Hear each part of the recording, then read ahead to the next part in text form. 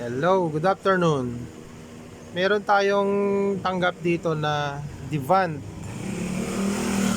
Devant na ang model, ito yung board niya. Yan. Ang model niya ay 49 DL541. Guys, itong 49 inches na ito, alam natin na sobrang sirain ng screen nito. Ganitong model o kahit ibang model na 49. Yung screen nito ginagamit din to ng Sony itong screen na to. Napakasirain nito sa Devant. Ang dami ko na encounter na ganito. Yung ibang guys na katulad kong baguhan, i-share ko sa inyo kung saan siya mabilis nyo may correct. Pagka ganun ang problema, good backlight siya, sumisindi yung backlight, nagsasalita, may boses, maganda yung backlight, sumisindi, may boses, walang picture.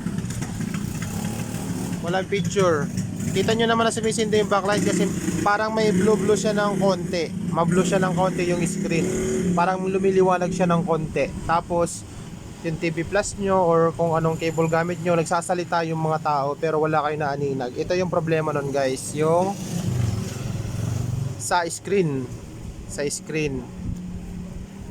Yan. Buti sa unang cut natin guys, nakuha na agad natin siya. Dalawa yan guys mga sir, dalawa yan. Yung isa dito. Kung di natin makuha doon, nandito yan. Yan, ayan, ito CKB, yan, CKB1, CKB, yan, ito po yung mga na yan, CKB na yan. Diyan natin yan makukuha sa na yan. Hindi ko na nilagyan ng palatandaan kasi wala naman dito yung problema wala naman dito yung problema sa area na to. Left and right yan yan. Mabuti sa unang cut natin, nakuha agad natin, napalabas na natin yung BGL, VGH nya, yung bone, yan, itong bone. Yan, wala supply yan. Nung nakat na natin, nagkaroon na ng supply. Tapos, nag step by step tayo ng pag-cutting. Nag step by step tayo ng cutting. Yan. Ang unang gagawin yung cut, kalimitan dito. Dito sa side na to. Yan, yung area na yan. Dito nyo unang matatagpo yan. Dito ako lagi nagka-cut. Bihira ako sumablay dito. Tsaka pag magka-cut kayo, sir, kailangan matalas tsaka manipis, isang line para kung sakaling wala dito, pwede ka agad lumipat dito. Aliman lang sa dalawa na yan, tumbok yan, makukuha nyo dyan yan 100%,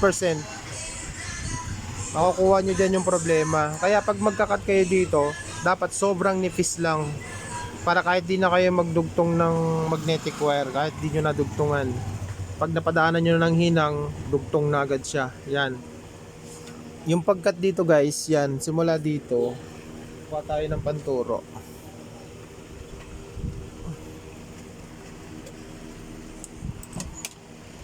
Kuha tayo ng dulo ng tester, ito.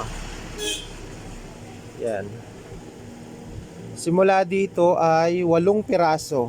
8 piraso guys Yan,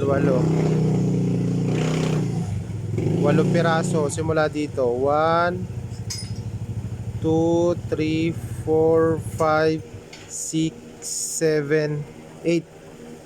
Yan, 9 na piraso yan. Tapos line to ground, ila-line to ground nyo yung lahat ng kinat sa baba. Ila-line to ground nyo. Isasamahin nyo lahat ng kinat. Tapos lagyan yung resistor na 1K to guys na resistor. Yan, ila-line to ground lang. I-ground, hindi man ila-line i-ground nyo yung mga kinat nyo sa baba, i-ground. Kung magaspang, pagkakat nyo at medyo magaspang at clear naman, maganda magaspang, yan, saka nyo lang siya i-ground ng 1K resistor. Pero pagkakat nyo at makinis naman, maganda, hindi nyo na kailangan ng resistor. Yan, sirain yan sa ganitong model, sa ganitong 49, kadalasan yan. Minsan nagche-check din ako ng resistance ng may mga leak. Mas maganda rin din talaga nagche-check. Kaso gawal na ako sa oras kaya kabisado ko na yung pagkat eh.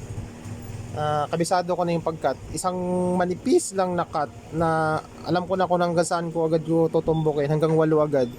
I-cut ko na agad yung 8 kasi marami na akong na-encounter nito eh. Kakat ko na agad yung 8 na yan. Kung wala man dyan, kasi manipis lang yung cut ko, lipat agad ako sa kabila. Kung hindi ko mapalabas yung BGL BGH natin dito sa DC-DC natin na IC. Yan. 8 guys 8 simula dito sa dulong na to. 8 piraso. 8 piraso, hindi to kasama ha.